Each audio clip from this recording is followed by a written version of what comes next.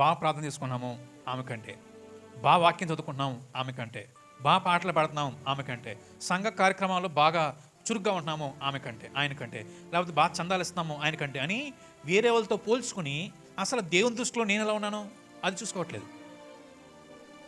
దేవుని దృష్టిలో నేను ఎలా ఉన్నాను అది చూసుకోవట్లేదు అన్నమాట. సీమోన్ పరిస్థితి అదే. సీమోన్ పరిస్థితి అదే. స్వనీతి. అమ్మ జాగ్రత్త వినండి. స్వనీతి పరులు దేవుని ప్రేమను అర్థం చేసుకోలేరు. స్వనీతి పరులు దేవుడు గొప్పతనాన్ని అర్థం చేసుకోలేరు. దేవుడు క్షమాపణ పొందుకోలేరు. స్వనీతి అన్నమాట. నేను బాగున్నాను అనుకుంటే ఇంక అయిపోయింది అంతే. నేను మంచిదాన్ని మంచోని అనుకుంటే అయిపోయింది అంతే. ఇంకా ఎందుకంటే నీళ్ళు తప్పులేదు అనుకుంటున్నావు, నీకు క్షమాపణ అవసరం లేదు అనుకుంటున్నావు. కానీ ప్రభు సీమోను కూడా ప్రేమించి సీమోను కళ్ళు తెరవడానికి ప్రయత్నం చేశాడు. ఇప్పుడు సీమోతో అంటున్నాడు, సీమోను ఈమె నువ్వు చూస్తున్నావు కదా, నువ్వు నాకు నీళ్ళే లేదు, కన్నీళ్ళతో కడిగింది. నువ్వు తుడుచుకోవడానికి టవల్ ఇవ్వలేదు, తలతో తుడుస్తా ఉంది.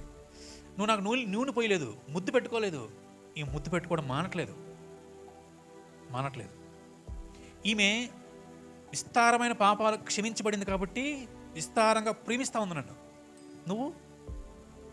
నువ్వు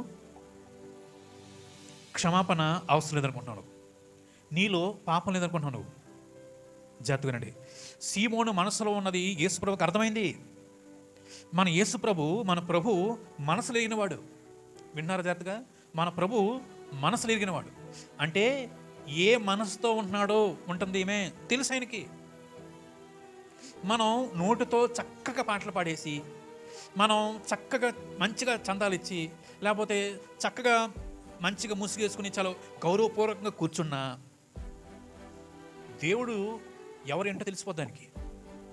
నేను మోసపోవచ్చు, మీ పాస్టర్ గారు మోసపోవచ్చు, కానీ నువ్వు ఎలాంటి వారో ఎలాంటి దానో నేను ఎలాంటి వాడినో దేవుడికి తెలుసు.